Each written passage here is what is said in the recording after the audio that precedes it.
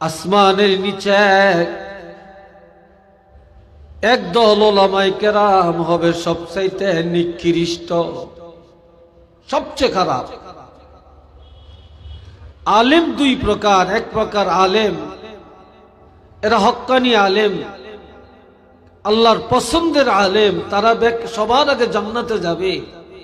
আরেকজন আলেম আছে এত নিকৃষ্ট, তারা সবার আগে জাহান্নামে যাবে। নাউজুবিল্লাহ, একটু জোরে বলেন না। দুনিয়াতে আলেমরাই সবচেয়ে ভালো, আলেমরাই সবচাইতে খারাপ। কিয়ামতের ময়দানে আলেমরা সবার আগে জান্নাতে যাবে, আবার কিয়ামতের ময়দানে একদল আলেম সবার আগে জাহান্নামেও যাবে। নাউজুবিল্লাহ, জোরে বলেন। কেন? মিন ইনদিহিম তাখরুজুল ফিতনা, তাদের থেকে ফিতনা বের হবে। কি বের হবে? তাদের থেকে ফিতনা বের হবে। কোরআন হাদিসের কথাকেও তারা অস্বীকার করবে, রাসূলের শানের বিরুদ্ধে ফতুয়াবাজি করবে, মুনাজাতের বিরুদ্ধে ফতুয়া দিবে, নামাজের বিরুদ্ধে ফতুয়া দিবে, নবীর শানের বিরুদ্ধে ফতুয়া দিবে, মিলাদের বিরুদ্ধে ফতুয়া দিবে, কিয়ামের বিরুদ্ধে ফতুয়া দিবে। মিলাদুন নবী জায়েজ না এর ফতুয়া দিবে। এ ভাইরা রে আমার, জিয়াফত জায়েজ নাই, কুলখানি জায়েজ নাই, এইসব ফতুয়াবাজি করবে। ওযুবাদে কোরআন ধরা যাবে, নতুন ফতুয়া আবিষ্কার করবে। নবীকে এমন ভাষা দিয়া ব্যবহার করবে, নবীকে রাখাল বলতে ভুল করে না। একটু চিল্লে বলেন না নাউজুবিল্লাহ। এগুলা কি সাধারণ মানুষের থেকে বের হইছে না আলেমদের থেকে? বলেন, আলেমদের থেকে।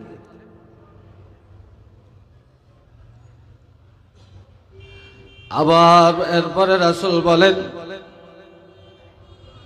এই আলেমদের থেকে ফিতনা বের হবে। সুম্মা তাউদু, আবার এই ফিতনার মধ্যে আলেমরাই ফিরে যাবে, আলেমরাই ফিতনার মধ্যে নিমজ্জিত হয়ে পড়বে। আর এই সময় এই ফিতনার জমানায় ঈমান টিকিয়ে রাখা বড় মুশকিল। এই জন্য দুনিয়ার সব বিরুদ্ধে চলে যেতে পারে, সব দুশ্মন হতে পারে, সব হারিয়ে ফেলতে পারি, তবে সাবধান, আমাদের ঈমান আর আকীদা ধ্বংস করা যাবে না। কথা ঠিক কিনা বলেন?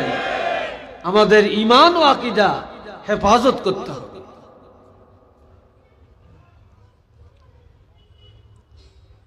হযরত জিবরাইল আলাইহিস সালাম নবীজির কাছে একদিন আসছেন। এই হাদিসটাকে হাদিসে জিবরাইলও বলা হয়। আচ্ছা বলেন তো, নবীর সম্মান আল্লাহর কাছে সবচেয়ে কম না বেশি? আল্লাহ যদি নবীকে সম্মান করে, তাহলে আমরা নবীকে সম্মান করলে আমরা বেদাতি হব কেন? আমরা খারাপ হব কেন?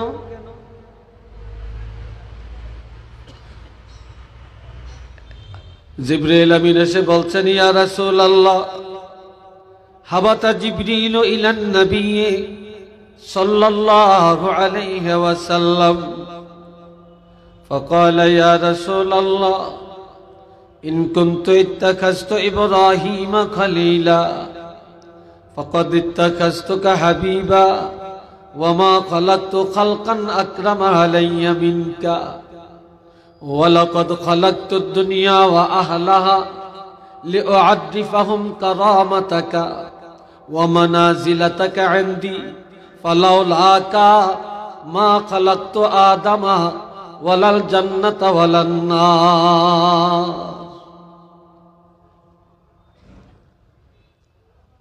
গভীর আগ্রহে কথাটা শুনে। হযরত জিবরাইল আলাইহিস সালাম, এখানে একটা মাসালা আছে। জিবরাইল জিবরাইল এই কথা এইভাবে বলা নিষেধ, আজরাইল আজরাইল এইভাবে বলা নিষেধ। হযরত আজরাইল আলাইহিস সালাম, জিবরাইল আলাইহিস সালাম এই আদবের সাথে বলতে হবে। কেউ যদি হযরত জিবরাইল আলাইহিস সালাম কথাটা উল্লেখ করে, তাহলে এই আজরাইল আলাইহিস সালামই তো জান কবজ করে, ঠিক না? সেই তো জান কবজ করে। আমরা যখন তার উপর শান্তি কামনা করছি, তখন মালাকুল মউত আমাদের জান কবজের সময় আমাদের শান্তির চিন্তা করবে, আরামের চিন্তা করবে। এ জিবরাইল আমিন নবীজির কাছে এসে বললেন, ইয়া রাসূলুল্লাহ, আল্লাহ পাকের পক্ষ থেকে একটা সুসংবাদ নিয়ে আমি আপনার কাছে আসছি। আল্লাহ পাক বলেছেন, হযরত ইব্রাহিম খলিল আল্লাহর বন্ধু হওয়ার জন্য আগ্রহ করেছেন।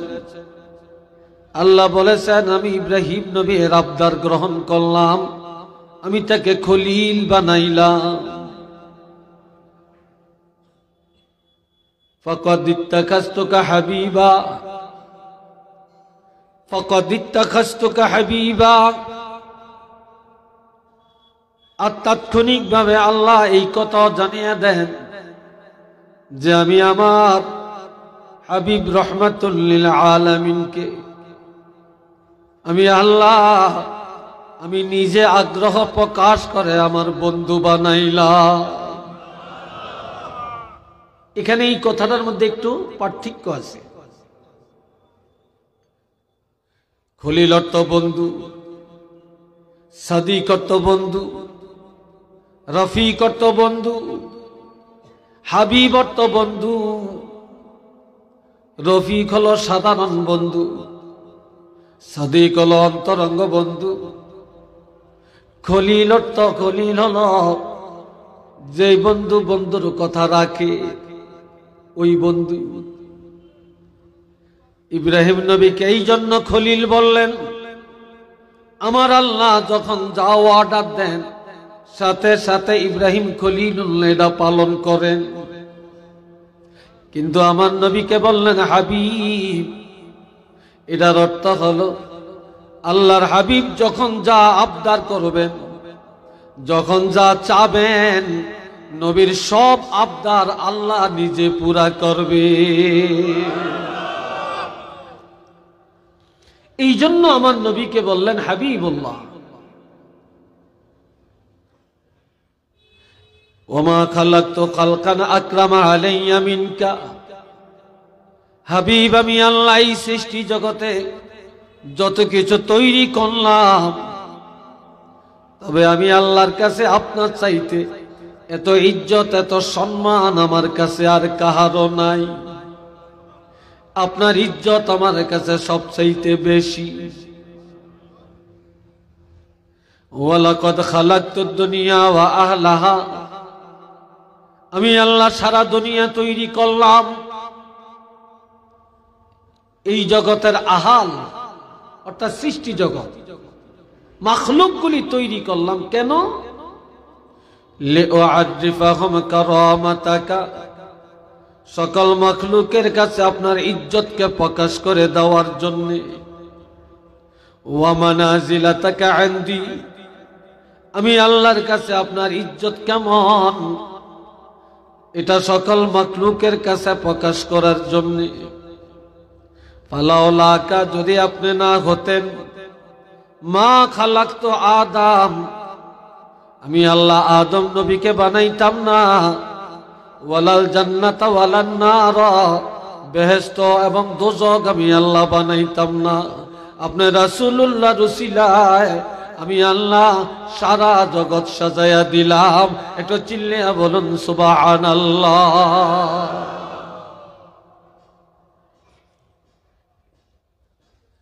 যার শানে, যার মানে, যার নামে জগৎ, আল্লাহর সৃষ্টি জগৎ, সেই নবীর শান মান, সেই নবীর ইজ্জতের কাছে আর কোনো কারো ইজ্জত আছে?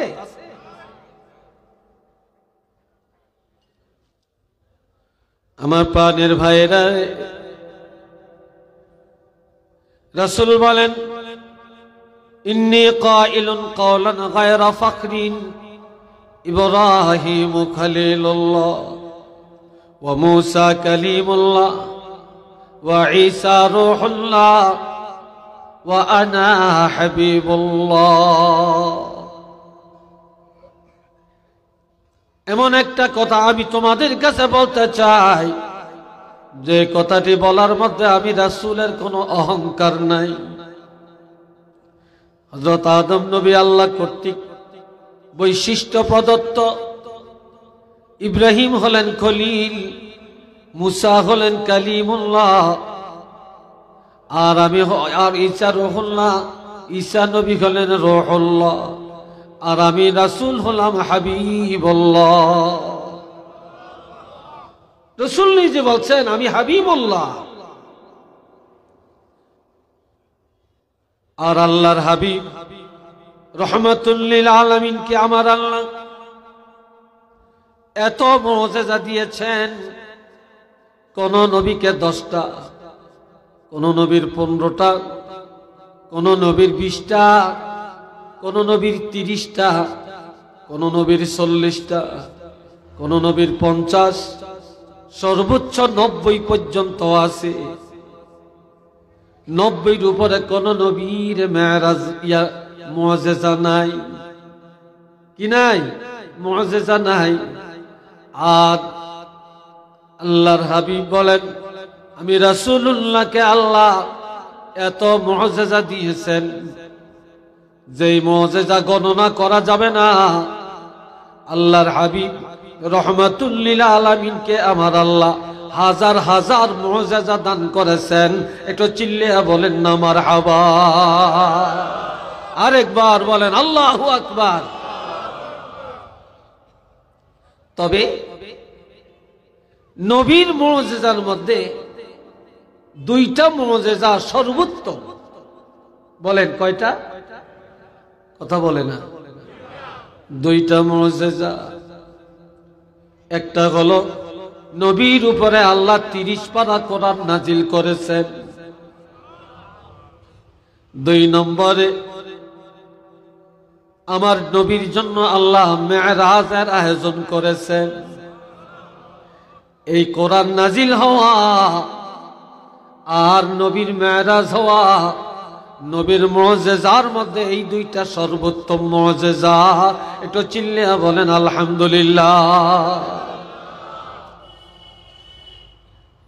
এই ছাড়া নবীর কথা একটা মুআজিজা, নবীর নজর মোবারক মুআজিজা, ঘাম মোবারক মুআজিজা, পেশাব মোবারক মুআজিজা, পায়খানা মোবারক মুআজিজা, নবীর ঘুম একটা মুআজিজা, নবীর ওযু একটা মুআজিজা, নবীর গোসল একটা মুআজিজা, নবীর খাওয়া দাওয়া একটা মুআজিজা, নবীর আঙ্গুলি মোবারক মুআজিজা।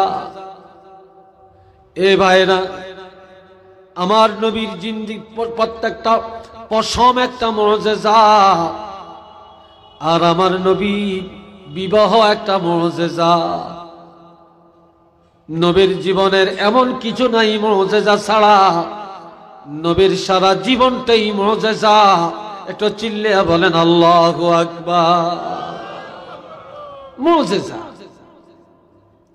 তো এই মেরাজ নামক মুআজিজাটা আল্লাহ নবীকে দিলেন, আর কোন নবীকে দেন না। যে আমি শুনছি মাওলানা আব্দুল আহাদ সাহেব মাগরিবের পরে মেরাজের কিছু কথা টানছে। আমি এখানে এসে একটু গাড়িটা অফ করে কিছুক্ষণ দাঁড়ানো ছিলাম। তা আমি আরেক দিকে একটু বলছি। এই মেরাজটা হলো 3টা কারণে। জোরে বলেন কয়টা? আওয়াজটা জোরে হয় না? মেরাজের দফা হলো 17টা। কয়টা? 17টা। আর মূল উদ্দেশ্য ছিল 3টা, আর কোন কোন মতে আসছে 4টা। 1 নম্বরে নবীর মেরাজ হলো, 1 নম্বরের কারণ আমার নবীকে সান্ত্বনা দেওয়া। কি দেওয়া? সান্ত্বনা দেওয়া। 2 নম্বরের কারণ ছিল আমার নবীকে প্রশিক্ষণ দেওয়া। 3 নম্বরের কারণ আল্লাহ পাকের সৃষ্টি জগৎ আমার নবীর দ্বারা উদ্বোধন করা। আর 4 নম্বরে আরেকটা কারণ, একদিন নবীর আম্মা আমেনা একটা কথা বলে নবীকে সান্ত্বনা দিলেন। ওই সান্ত্বনার জন্য মা আমেনার কথা আল্লাহ কবুল করে নবীর জন্য মেরাজের আয়োজন করা। বলেন না তো মারহাবা। আপনাদের এলাকাতে, আমাদের সারা দেশেই কারো যদি বাপ মারা যায়, মা মারা যায়, চাচা মারা যায়, বন্ধু মারা যায়, সন্তান মারা যায়, সে শোকের সাগরে কাতরায়। তখন পাশের কেউ না কেউ তাকে নিয়ে সান্ত্বনা দেয়, আরেক গর্তেনে খানা পাঠায়, আরেক ঘরে নিয়ে খাওয়ায়। এই সিস্টেমটা আছে? জোরে বলেন আছে কি না? আছে তো। নবুয়তের 10ম বৎসরে আমার প্রাণের নবীর মেরাজ, 52 বছর 7 মাস বয়সে। এটা নবীর নবুয়তের 10ম বৎসর। আর মেরাজের কিছুদিন আগে নবী চাচা আবু তালেব ইন্তেকাল করে। যে নবীর আব্বা নাই, আম্মা নাই, শিশুকালে মা হারালেন, বাবা চেহারা কেমন দেখে না, দাদা লালন পালন করলেন, দাদাও নাই, চাচা কোলে করে নিয়ে গেলেন, চাচা লালন পালন করেন, রাত্রিবেলায় চাচি আম্মার কোলে ঘুমান। ওই চাচা ইন্তেকাল করে, যার কারণে নবী শোকের সাগরে পড়ে যায়। আর একদিকে আমার নবী হযরত খাদিজাকে বিবাহ করলেন। নবীর জীবন সঙ্গিনী ছিলেন হযরত খাদিজাতুল কুবরা। ওই হযরত খাদিজা নবীর মেরাজের কয়েক মাস আগে ইন্তেকাল করেন। একই বছরে নবীর চাচা হারালেন, নবীর স্ত্রী খাদিজাকে হারালেন। এই 2টা নেয়ামত হারায়া নবীজি কান্নায় ভেঙ্গে পড়েন। এই বছরটাকে বলা হয় আমুল হুজন, এটা শোকের বৎসর। কিন্তু নবী এত কান্দেন, মক্কায় কেউ নাই নবী কান্না থামাবে, কেউ নাই নবীর চোখের পানি মোবারক মুছে দিবে, কেউ নাই নবীকে নিয়ে খাওয়াবে, কেউ নাই আমার নবীকে প্রবদ মানে রাখবে রে। নবীজি কানতে কানতে অস্থির, আর একদিকে সান্ত্বনা দেওয়ার মতো কেউ নেই। নবী শোকের সাগরে পড়লেন। আমার আল্লাহ খবর পাঠিয়ে দেন, হাবিব, এই দুনিয়ায় কারো সান্ত্বনা আপনার জন্য আমি আল্লাহ চাই না। আর কারো বাড়িতে নিয়ে আপনাকে প্রবদ বানাবে, এটা আপনার জন্য শোভা পায় না। আমি আল্লাহ আপনার জন্য আমার সৃষ্টি জগৎ সাজিয়া রাখছি, আসমান সাজিয়া রাখছি, জান্নাত সাজিয়া রাখছি, সিদরাতুল মুনতাহা সাজিয়া রেখেছি। আমি আপনার জন্য আরশে আজিম সাজিয়া রাখছি। আমি আপনার জন্য আমার পাশে কুরসি চেয়ার সাজিয়া রাখছি, যে আমি আল্লাহ আপনাকে সান্ত্বনা যা দেওয়ার আমি আল্লাহ নিজের হাতে দিব। আর কারো ঘরে কারো বাড়িতে নিয়ে না, আমি আল্লাহ স্বয়ং আরশে আজিমের মধ্যে আনিয়া আপনার সান্ত্বনার ব্যবস্থা করে দিব। একটু চিল্লিয়া বলেন না মারহাবা।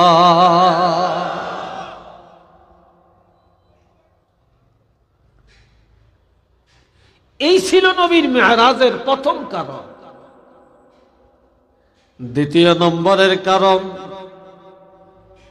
আমাদের দেশে অনেক সরকারি বিল্ডিং হয়, রাস্তা হয়, ব্রিজ হয়, হইলে কোনো না কোনো একজন সরকারি আমলা এসে উদ্বোধন করে, কোনো মন্ত্রী বা এমপি আসে, ঠিক না কথাটা? তার মধ্যে একটা নেম প্লেট বসায়, এই নেম প্লেটটা বসায় উদ্বোধন করে, কথা ঠিক কিনা? এই ভাইয়েরা খেয়াল করেন, আমার আল্লাহ আসমান বানালেন, আল্লাহ জমিন বানালেন, 7 আসমান বানালেন, সিদরাতুল মুনতাহা বানালেন, বেহেশত দোজখ তৈরি করলেন। আমার আল্লাহ চন্দ্র সূর্য গ্রহ নক্ষত্র, জিন ইনসান হাইওয়ান জানোয়ার পশু পাখি গাছপালা, আগুন পানি হাওয়া বাতাস, এগুলা সব আমার আল্লাহ বানিয়ে রাখলেন। তবে এগুলো এখনো আল্লাহ উদ্বোধন করেন না। আল্লাহ এখনো উদ্বোধন করে না, আল্লাহ তৈরি করছেন।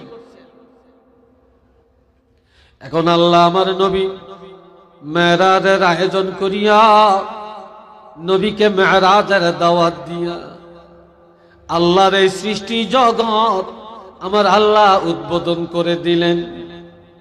আর এক এক জায়গায় নবী এক একটা নাম আল্লাহ বসায়া দিলেন।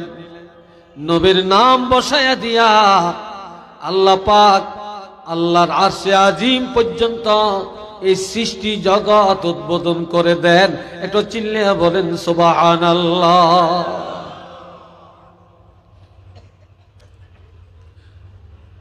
তবে কয়েকটা নামের কথা শুনাই।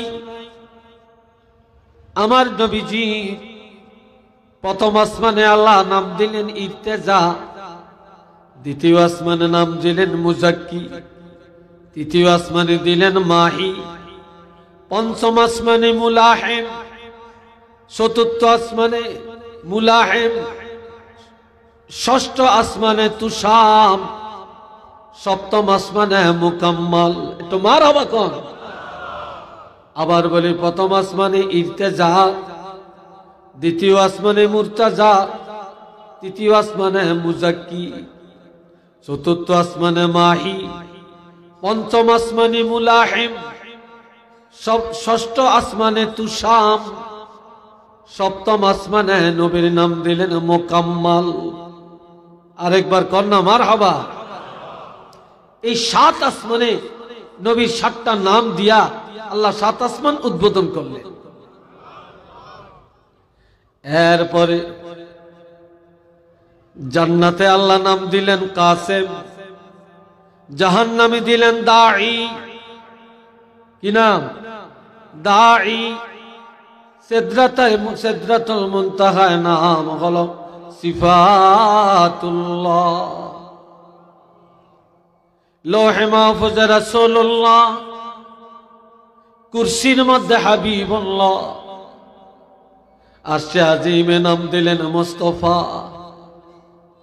আর আল্লাহ আর নবী যখন দেখা করেন নাম দিলেন কাবা কাউসাইন। মারহাবা কোন। কি নাম? কাবা কাউসাইন। আর একটা দিলেন সুম্মা দানা ফাতাদাল্লা ফাকানা কাবা কাউসাইনি আও আদনা। কয় নবী আরশে আজিমে যায় না? আরে আহম্মকেরা কি এই আয়াতটাও পড়ে না? এই দানা পাতা দাল্লা এটা কি লৌহে মাহফুজে না আরশে আজিমে? কথা কোন। এটা কোন জায়গায়? এটা আরশে আজিমে। আল্লাহর হাবিব এই দুইজনে তো কাছাকাছি হলেন। কাছাকাছি হতে হতে একজন ফাতাদাল্লা, একজন আরেকজনের উপরে ঝুঁকিয়া পড়ে গেলেন। ফাতাদাল্লার আরেক অর্থ জড়িয়া ধরা, ঝুঁকিয়া পড়া, ডুলিয়া পড়া। আল্লাহ আর আল্লাহর হাবিবের উপরে একজন আর একজন দুলিয়া পড়ে গেলেন। একটু চিল্লিয়া বলেন না সুবহানাল্লাহ। কই নবী আর সাজিমে যায় না। এই বাবা জেরারে আমার, এইভাবে আমার নবী এক একটা জায়গায় এক একটা নাম দিয়া আল্লাহর সৃষ্টি জগৎ আল্লাহ উদ্বোধন করলেন। সংক্ষেপে বললাম, আরো অনেক আছে, হাজার হাজার নাম, মাত্র কয়েকটা বললাম। আর একটা ছিল আমার নবীর মেরাজের কারণ প্রশিক্ষণ দেওয়া। যেটা বলেন কি, এরা আমার সাথে আপনারা কথা বলবেন না আমার সাথে, কি দেওয়া? প্রশিক্ষণ দেওয়া। এই যে যারা টিচার, এদের প্রশিক্ষণ আছে। যারা সরকারি চাকরি করে প্রশিক্ষণ আছে। যারা প্রাইমারি টিচার প্রশিক্ষণ আছে। যারা মেম্বার চেয়ারম্যান তাদেরও একটা প্রশিক্ষণ আছে। কি আছে কি না? একটা প্রশিক্ষণ আছে। কিন্তু আমার নবী যে আল্লাহ জগতে পাঠালেন আর আরশে আজমি নিয়ে কি শিখাইলেন? নবী একদিন বলেন, ও আমার সাহাবীরা, আমি শুধু নবী না, আমি একজন শিক্ষক, বরিষ্ঠ মুআল্লিমা, আমি একজন আদর্শ শিক্ষক হইয়া তোমাদের কাছে আসছি, যার জন্য এই দুনিয়াতে শিক্ষকের মর্যাদা সবচেয়ে বেশি, যেহেতু আমার নবী শিক্ষক। কথা ঠিক না? আমি শুধু নবী না, আমি একজন আদর্শ যুবক, আমি একজন আদর্শ কৃষক, আমি একজন আদর্শ ব্যবসায়ী, আমি একজন আদর্শ ন্যায় বিচারক, আমি একজন আদর্শ বাবা, আমি একজন আদর্শ স্বামী, আমি একজন আদর্শ যোদ্ধা, আমি একজন আদর্শ সেনাপতি, আমি একজন আদর্শ রাষ্ট্রপতি। সুবহানাল্লাহ কর না। এখন এগুলোর জন্য ট্রেনিং এর দরকার আছে কিনা? চিল্লিয়ে বলেন, আছে কিনা? আছে। তো এই জন্য আমার আল্লাহ আরশে আজিমটা নবীর জন্য ট্রেনিং সেন্টার বানালেন। আরশে আজিম আমার নবীর জন্য ট্রেনিং সেন্টার। আর ওই ট্রেনিং সেন্টারে নিয়ে নবীরে কিভাবে দেশ চালাবেন, কিভাবে রাজনীতি করবেন, কিভাবে সমাজনীতি করবেন, কিভাবে আপনি সেনাপতি হবেন, কিভাবে যুদ্ধ করবেন, কিভাবে ব্যবসা করবেন, কিভাবে কি করবেন না করবেন, একটা একটা করে সব আমার আল্লাহ নবীকে শিক্ষা দেন, নবীর শিক্ষা দিয়া পাঠাইয়া দেন। এই জন্য আরশে আজিমের দাওয়াত আমার নবীর জন্য ছিল প্রশিক্ষণ। এই জন্য আরেকটা কথা মনে রাখবেন, নবীর আগের বছর মেরাজ, পরের বছর হিজরত। আগের বছর মেরাজ, পরের বছর হিজরত। নবুয়তের 10ম বছরে মেরাজ, আর 11 সালে হইল হিজরতের অর্ডার। কেন? আমার আল্লাহ বলেন, হাবিব, আমি আপনাকে হাতে কলমে প্রশিক্ষণ দিয়া পাঠালাম, কাজে আপনি এখন আর মক্কায় থাকবেন না, আপনি মদিনায় চলে যান। মদিনা শরীফ যায়া এখন আপনি সব প্রশিক্ষণ প্রাপ্ত মদিনায় যায়া মসজিদে নববী থেকে ইসলামী রাষ্ট্র প্রতিষ্ঠা করেন। একটু চিল্লিয়া বলেন না সুবহানাল্লাহ।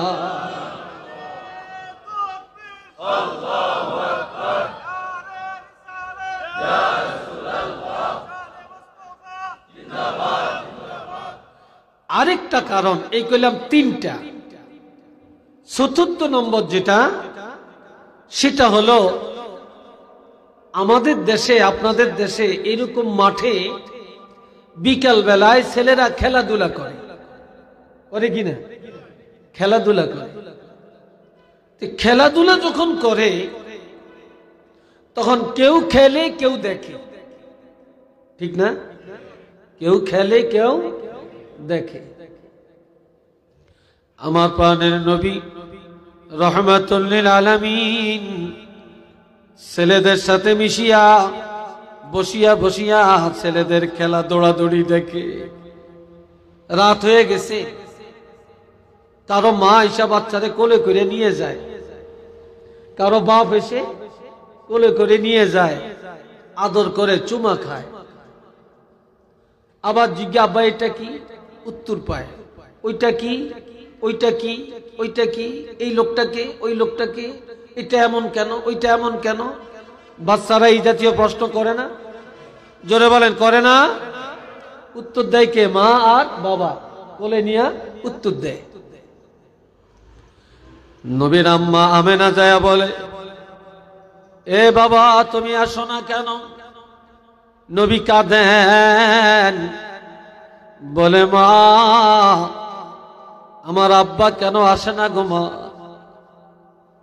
ছেলেরা বাবার কোলে চড়ে যায়, কত কথা জিজ্ঞাসা করে, বাবা সুন্দর ভাবে জানিয়ে দেন আমার বাবা যদি আসতেন আমি আমার বাবার কোলে চড়ে যাইতাম, বাবার থেকে কথা কিছু জানতে পারতাম,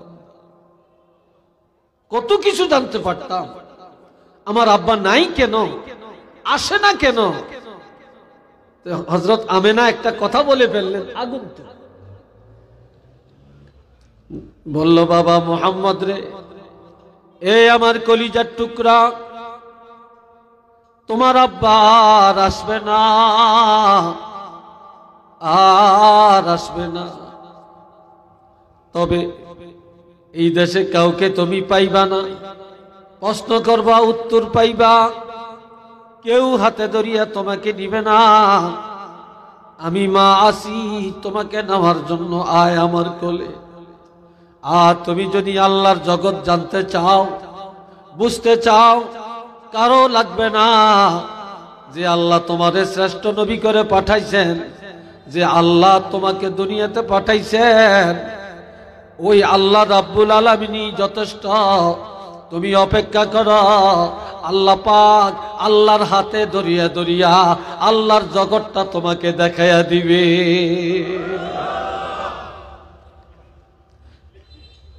আল্লাহই তোমাকে সব দেখাবে, আর কেউ লাগবে না।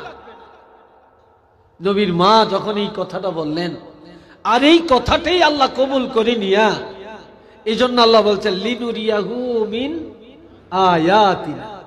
কি বলছেন? লিনুরিয়াহু মিন আয়াতিনা, যে আমি আল্লাহ আমার নিদর্শনগুলি, আমার কুদরতগুলি একটা একটা করে আমার হাবিবকে দেখাইয়া দেওয়ার জন্য, পরিদর্শন করাবার জন্য আমি রাসূলের এই মেরাজের ব্যবস্থা করলাম। একটু চিল্লিয়ে বলেন মারহাবা, আরেকবার বলেন আল্লাহু আকবার। এবার আরেকটু শোনেন, আমি আগে দিয়া কিছু কথা হইছে সুবহানাল্লাযী আসরা এই আয়াতের উপরে, আমি এনতে কইতাম না। কোবান্য জায়গা দিয়া কোবানের দরকার নেই, নিরান্য জায়গা দিয়া নিরানেরও দরকার নেই, নাকি? এ বাবাজিরা রে আমার, নবীজি গেলেন মেরাজে, জান্নাত দেখলেন, জাহান্নাম দেখলেন। নবী দেখলেন জাহান্নামের দরজায় অনেকগুলো চেয়ার, আর জান্নাতের সামনে মাত্র একটা চেয়ার। জোরে বলেন কয়টা? চিল্লিয়া বলেন কয়টা? একটা। তো নবী বলে, জিবরাইল আলাইহিস সালাম, যে এই জাহান্নামের সামনে একটা চেয়ার আর জান্নাতের সামনে এতগুলো চেয়ার, কারণটা কি? হযরত জিবরাইল আলাইহিস সালাম বলে, ইয়া রাসূলুল্লাহ, জান্নাতের দরজায় যেই চেয়ার, এগুলা সব নবীদের চেয়ার। সমস্ত নবীরা জান্নাতে যাওয়ার আগে এখানে অবস্থান করবে, অবস্থান করবে। আল্লাহ এই জন্য জান্নাতের দরজায় নবীদের চেয়ারগুলি রাখছে।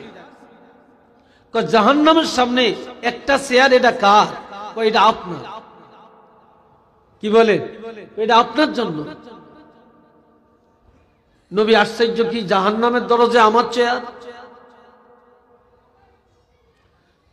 আল্লাহ ক্বালা রাসূলুল্লাহ সাল্লাল্লাহু আলাইহি ওয়াসাল্লাম আনা সাইয়্যিদু ওয়ালদি আদম ইয়াওমাল কিয়ামা ওয়া আনা আউওয়ালু মান ইয়ানশাক্কু আনহুল কবরু ওয়া আনা আউওয়ালু শাফিঈন ওয়া আনা আউওয়ালু মুশাফফাঈন ওয়া ফি রিওয়ায়াতিন লিত-তিরমিজি ইশফাআতু শাফা।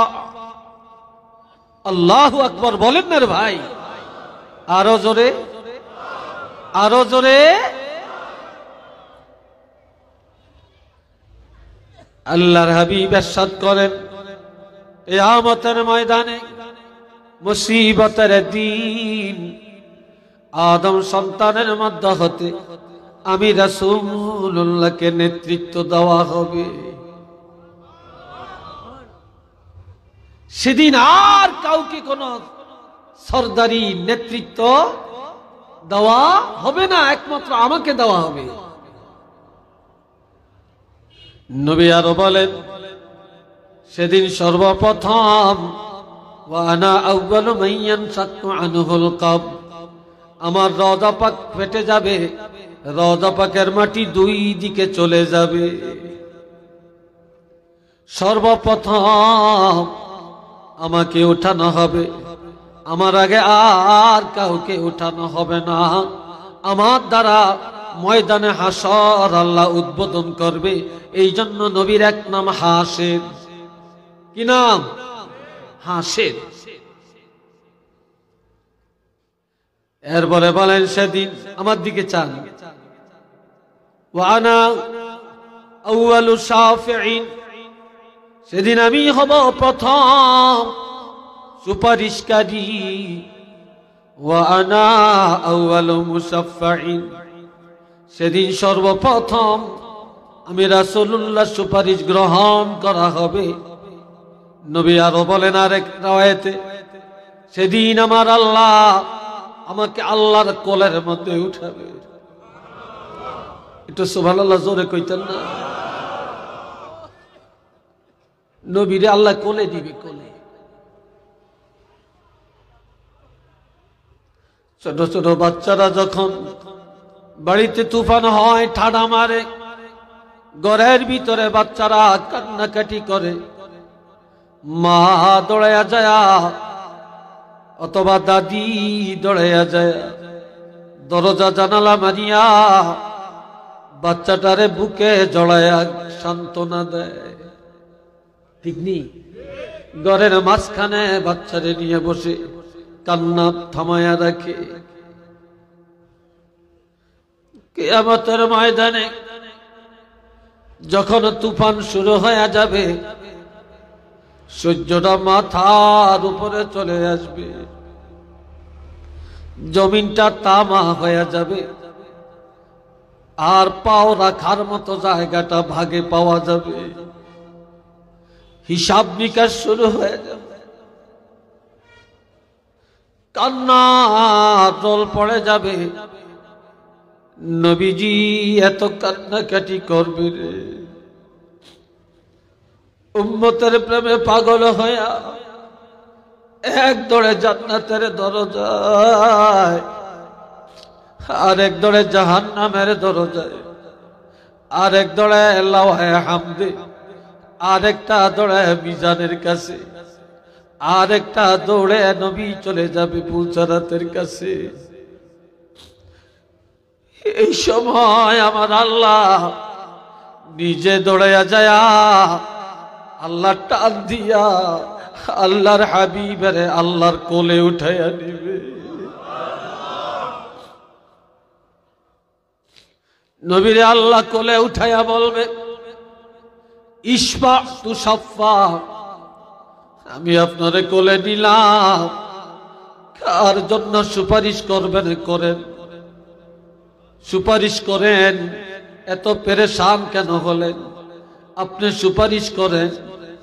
তবে আমি তো কোলে নিছি, আমি আল্লাহ আপনার সুপারিশ ফিরাইয়া দিব না, আপনি যার জন্য করবেন আমি আল্লাহ গ্রহণ করিয়া নিব। এটা চিল্লিয়া বলেন সুবহানাল্লাহ। রে ভাইরা আমার, নবী বলে, ও জিবরাইল আলাইহিস সালাম, জাহান্নামের দরজা এই চেয়ারটা আমার জন্য কেন? আমার জন্য কেন? আল্লাহ হযরত জিবরাইল আলাইহিস সালাম বলবেন, ইয়া রাসূলুল্লাহ, সমস্ত নবীরা জান্নাতি, তবে তারা নিজের চিন্তায় পেরেশান থাকবে, কেহই তাদের উম্মতের চিন্তা করবে না। এই জন্য তাদের চেয়ারটা আল্লাহ জান্নাতের দরজায় রাখছে।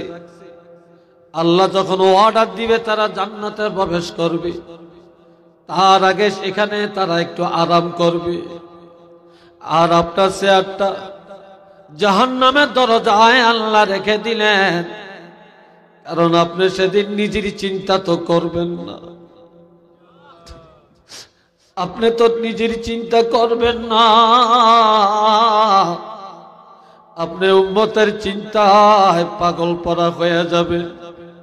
এই জন্য আপনার চেয়ারটা জাহান্নামের দরজায় রাখছে।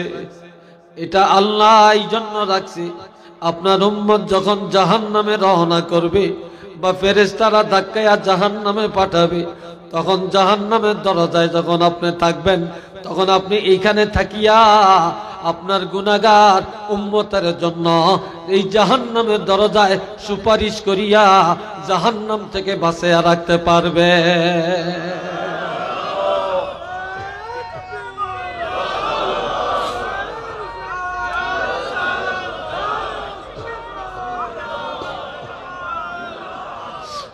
ও ভাইরা রে আমার, শুধু এইটাই না, কেমন শান, কেমন ইজ্জত, কেমন দরজা আল্লাহ আমার নবীকে দিলেন। আরেকটা শুনেন, নবীজি বলেছেন, আসা, আমার আল্লাহ বলছেন, আসা আইয়াবআসাকা রাব্বুকা মাকামাম মাহমুদা। এই মাইকের আওয়াজটা একটু কেমন লাগে, শক্তি লাগে কেন জানি। এই ভিতরে আওয়াজ একটু বাড়াই দেন, শক্তি লাগবে কেন? আল্লাহ বাবাজিরা রে আমার শোনেন, আমার আল্লাহ বলেন, হাবিব অচিরেই আমি আল্লাহ আপনাকে মাকাম মাহমুদা, প্রশংসার আসনের মধ্যে উঠাবো, প্রশংসার আসনে উঠাবো। মাকাম মানে জায়গা, আর মাহমুদা প্রশংসিত জায়গা। এখন এটা কোনটা?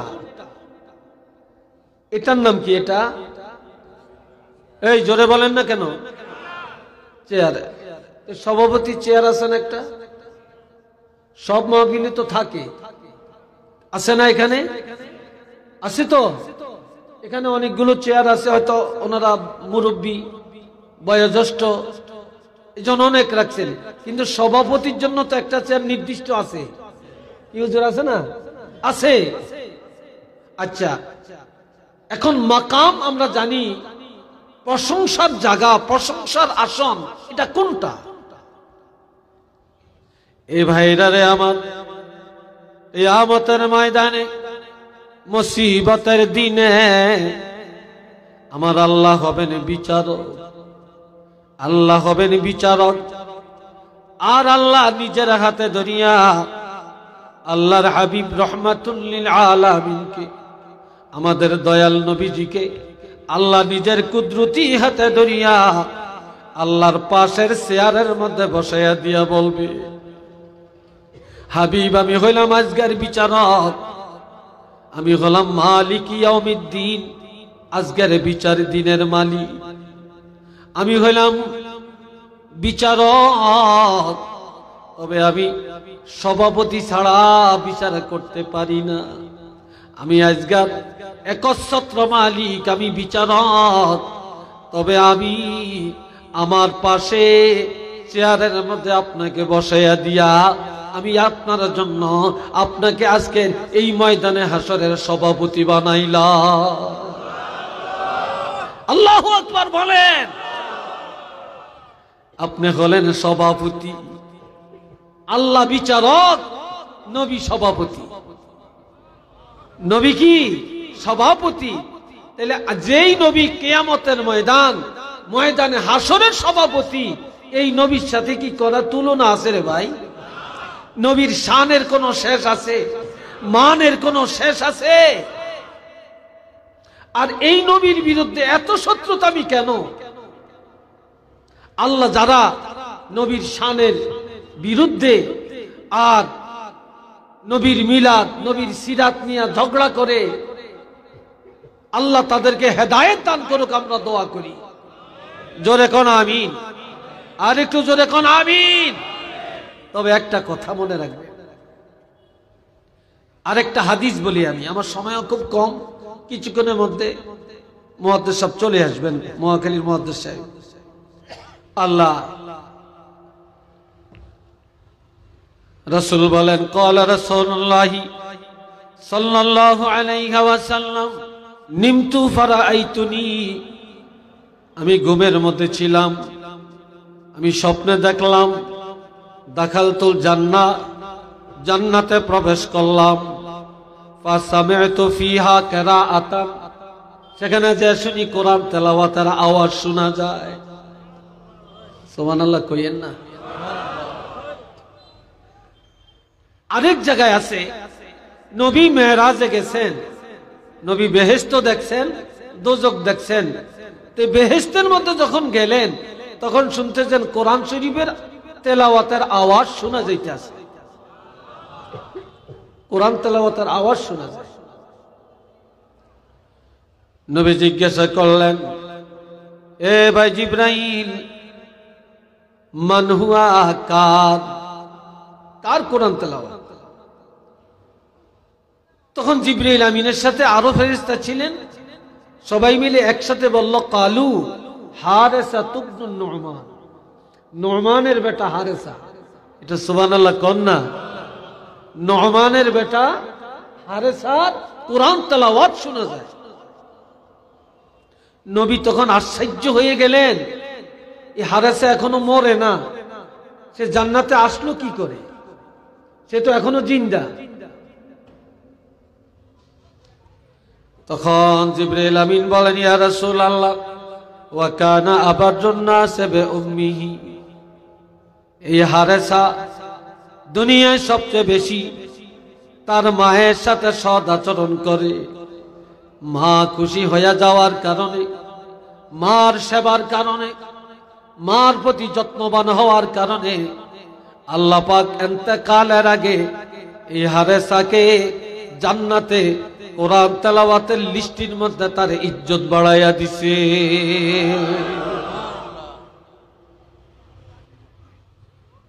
আল্লাহ রাসূল মেরাজ থেকে আসছেন, আসার পরে দেখতে বর্ণনা করতে আছেন, নবী মেরাজের আলোচনা করতে আছেন।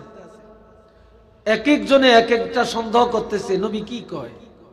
হযরত আবু বকর সিদ্দিক রাদিয়াল্লাহু বেকের আগে বললেন যে নবী যা বলছেন কোনো সন্দেহ নাই, নিঃসন্দেহে সত্য। সুবহানাল্লাহ কোন না? এই নবীর মেরাজের আলোচনা বাস্তবতা প্রমাণের কারণে, এই স্লোগানের কারণেই হযরত আবু বকরের নামের শেষে সিদ্দিক উপাধি দেওয়া হয়েছে, সত্যবাদী। কথা বুঝলেন? তো নবী দেখতেছেন যে হারেসা যাইতে আছে, এই হারেসা, তোমরা আমি জান্নাতে দেখলাম কোরআন শরীফ পড়ো, তুমি আসছো কতক্ষণ? এটা মজাক। এটা কি মজাক? যে মজাক এটা জায়েজ, রহস্য এটা জায়েজ, তবে বৈধ হতে হবে। কথা বুঝছেন? নবী বলছেন এক বুড়িকে, এই বুড়ি তুমি তো বেহেশতে যাইতা না। বুড়ি কান্দে, নবী বললেন না তুমি কাঁদিও না, বুড়ি জান্নাতে যাবে না, আল্লাহ তোমারে যুবতী বানায়া জান্নাতে দিবে। একটা কালো কেসকিচ্চা কালো লোক, নবী বললেন এই কালো মানুষ তো বেহেশতে যাইবা না, কালো মানুষ বেহেশতে যাবে না। লোকটা কাঁদে, নবী বললেন তুমি কাঁদো কেন? কোনো কালো মানুষ থাকবে না, সব কালো। আল্লাহ পূর্ণিমার চাঁদের মতো রূপ দিয়া জান্নাতে নিবে। কথা বুঝে আসছে? কোনো বুড়া জান্নাতে যাবে না, সব যুবক বানিয়ে জান্নাতে নিবে। এই মজাকটা সত্য না? জোরে বলেন, এটা সত্য না? তো নবী বললেন তুমি জান্নাতের থেকে আসছো কখন? সব সাহাবীরা আশ্চর্য হয়ে গেলেন। তখন আল্লাহর হাবিব একটা কথা 3 বার বলছেন, কাযালিকাল বির সালাসা মাররাতিন, কাযালিকাল বির, কাযালিকাল বির। সৎ কাজের পুরস্কার এইভাবেই আল্লাহ দিয়ে থাকেন। ওয়া কানা আবাদুন নাসি বিউম্মিহি, এই হারেসা সবচেয়ে বেশি তার মায়ের সেবা করেন, যার কারণে, মায়ের দোয়ার কারণে আল্লাহ পাক এই হারেসার নামটা ইন্তেকালের আগে আল্লাহ তার ইজ্জত বাড়াইয়া দেন। আল্লাহ পাক তাকে কোরআন তেলাওয়াতের লিস্টির মধ্যে নাম উঠাইয়া দেয়।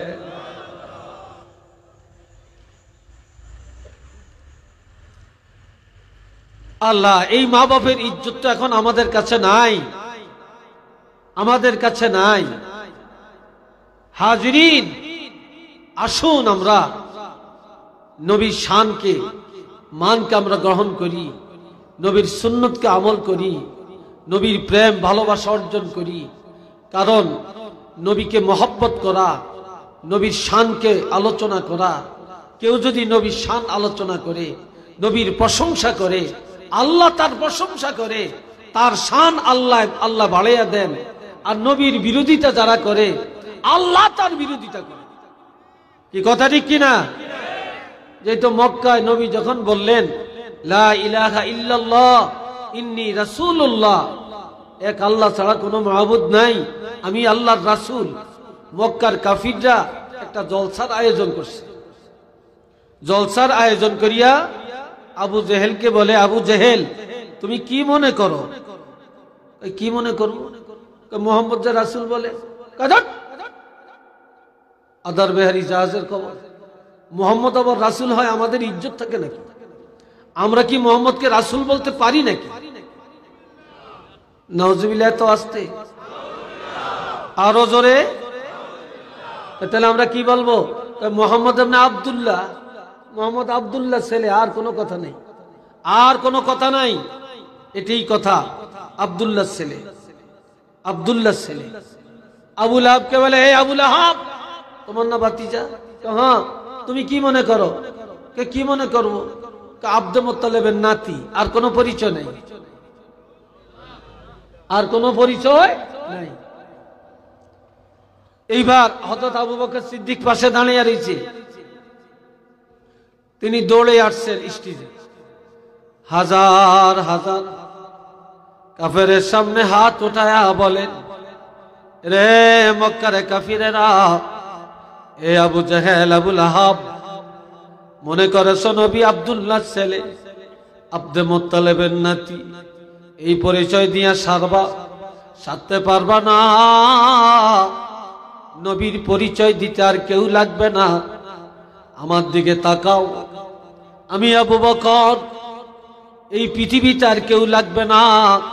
কিয়ামত পর্যন্ত নবীর যত উম্মত আসবে, সকলের পক্ষ থেকে আমি আবু বকর নবীর পরিচয় দেওয়ার জন্য একাই যথেষ্ট, আর কেউ লাগবে না, আমি একাই যথেষ্ট। এবার তিনি পরিচয় দেন, ওয়ামা মুহাম্মাদুন ইল্লা রাসূল, মুহাম্মদ আর কেহই না, তিনি হলেন আল্লাহর রাসূল। সুবহানাল্লাহ, জোরে বলেন না।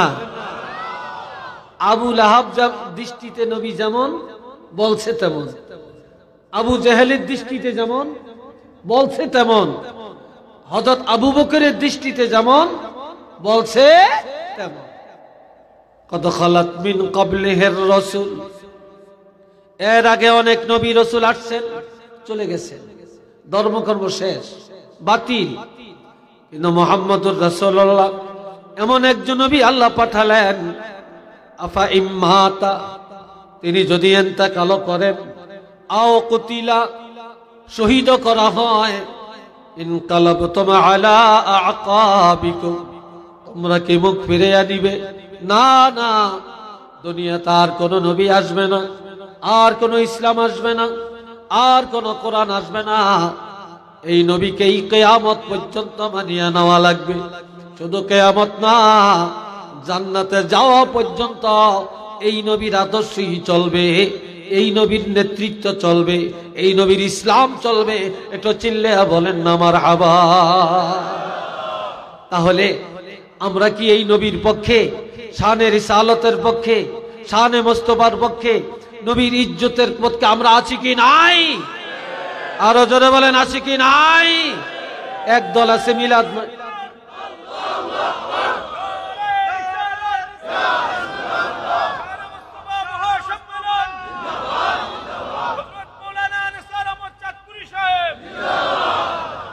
একদল আছে এই দুনিয়াতে মিলাদ মানে সিরাত মানে না, ঠিক কিনা? মিলাদুন নবী মানে সিরাতুন নবী মানে না। আরেক দল আছে সিরাতুন নবী বুঝে মিলাদুন নবী মানে না, মিলাদুন নবীর একেবারে ধাক্কা দিয়ে বলে না, এটা কোনো সাবজেক্টই না। নাউজুবিল্লাহ কোন না কি ভাই, কথা ঠিক কিনা? আর আমরা সুন্নি মুসলমান, আমরা রাসূলের উম্মত, আমরা সাহাবীদের অনুসারী। বাবারা, আমরা নবীর মিলাদুন নবীও মানি, আমরা সিরাতুন নবীও মানি, কথা ঠিক কিনা? আমরা মিলাদুন নবীর পক্ষে, আমরা সিরাতুন নবীর পক্ষে। কাজেই সিরাতকে অস্বীকার করলো ঈমান থাকবে না, আর মিলাদকে অস্বীকার করলো ঈমান থাকবে না, ঠিক কিনা? আমরা সিরাতও মানি, আমরা মিলাদুন নবীকেও মানি। এই কথায় আমরা একমত আছি কিনা? দুই হাত তুলে দেখান, আল্লাহ দেখো, আল্লাহ কবুল করেন, বলেন আমিন। মাশাআল্লাহ। আমার ভাইরা দোয়া করবেন, স্বাস্থ্যটা খুব ভালো না, গলাটাও যেন অনেকটা বসে গেছে। এরপরে এই বয়সও দৌড় দিতে হয়, দৌড়াইতে হয়, আবার মানুষের আবদার না রাখলে মানুষ রাগ করে, কি করব?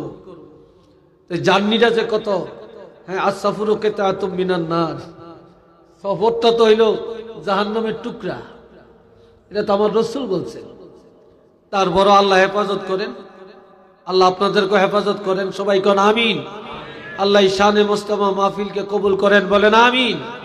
যারা ছিলেন, আমার আজকে কথা বলতে অনেক সাহস লাগছে এই জন্য যে আমার পাশে খুব জাইয়েদ উস্তাদ যে হুজুররা আছেন, আলেমরা আছেন, এই জন্য কথা বলতে আরো সাহস লাগে। আল্লাহ কবুল করেন, সবাই বলেন আমিন। তো দোয়া করবেন, আমি আর কথা বাড়াই না, একটু মুক্তাসার দোয়া করি। আল্লাহুম্মা সাল্লি আলা সাইয়্যিদিনা মুহাম্মদ ওয়া আলা আলিহি ওয়া আসহাবিহি ওয়া বারিক ওয়া সাল্লিম। সাল্লাল্লাহু আলা সাইয়্যিদিনা ওয়া মাওলানা মুহাম্মদ ওয়া আলা আলিহি ওয়া আসহাবিহি ওয়া বারিক ওয়া সাল্লিম। আলহামদুলিল্লাহি রাব্বিল আলামিন ওয়াল আকিবাতু লিল মুত্তাকিন والصلاة والسلام على رسوله الكريم وعلى آله وأصحابه أجمعين. ربنا ظلمنا أنفسنا وإن لم تغفر لنا وترحمنا لنكونن من الخاسرين. رب ارحمهما كما ربياني صغيرا. আয় আল্লাহ পাক, এই শানে মুস্তাফা মাহফিলকে আপনি কবুল করে নেন আল্লাহ। আয় আল্লাহ, যা আলোচনা হয়েছে কবুল করেন আল্লাহ। আল্লাহ, আমরা গুনাহগার, জীবনের গুনাহগুলি মাফ করে দেন আল্লাহ। আল্লাহ, আমাদের মায়ার আব্বা আম্মার গুনাহ মাফ করে দেন আল্লাহ। আয় আল্লাহ, আমাদের আব্বা আম্মার সহ পূর্বপুরুষ যারা কবরে, প্রত্যেকের কবরকে বেহেশতের বাগান বানিয়ে দেন আল্লাহ। আয় আল্লাহ, এই শানে মুস্তাফা মাহফিল যারা করেছেন, যারা আয়োজন করছেন, যারা সহযোগিতা করেছেন, আল্লাহ টাকা পয়সা বুদ্ধি পরামর্শ দিয়ে আল্লাহ সবাইকে আল্লাহ আপনি কবুল করে নেন, জান মাল হেফাজত করেন। আল্লাহ, দেশ এবং প্রবাস থেকে যারা আল্লাহ সহযোগিতার হাত বাড়িয়েছেন, আল্লাহ প্রত্যেকের এই সহযোগিতা আপনি কবুল করে নেন, প্রত্যেকের সন্তানগুলো কবুল করেন, প্রত্যেকের মা বাপকে মাফ করে দেন। আয় আল্লাহ, আল্লামা সাহেব কাবলা রহমতুল্লাহ আলাইহির দরজা বুলন্দ করে দেন। সরসিনার আল্লাহর ওলিদের দরজাকে বুলন্দ করে দেন। আয় আল্লাহ কারামত আলী জৈনপুরী রহমতুল্লাহ দরজা বুলন্দ করে দেন। হযরত শাহজালাল রহমতুল্লাহ আলাইহি 360 আউলিয়ার দরজা বুলন্দ করে দেন। আয় আল্লাহ আমাদের মধ্যে যারা অসুস্থ সবাইকে সুস্থতা দান করে দেন। আয় আল্লাহ দুনিয়ার এই ফিতনা ফাসাদ থেকে আমাদেরকে হেফাজত করেন। আল্লাহ আমাদেরকে হেফাজত করেন। আল্লাহ ফিতনার জামানায় ঈমান আকীদার উপরে মজবুত থাকার তৌফিক দান করে দেন। ওয়া সাল্লাল্লাহু তাআলা আলা খায়রি খালকিহি মুহাম্মাদিন ওয়া আলা আলিহি ওয়া আসহাবিহি আজমাইন ওয়াজআল আখিরা কালামিনা ইনদাল মাউতি লা ইলাহা ইল্লাল্লাহু মুহাম্মাদুর রাসূলুল্লাহ। আসসালামু আলাইকুম ওয়া রাহমাতুল্লাহ।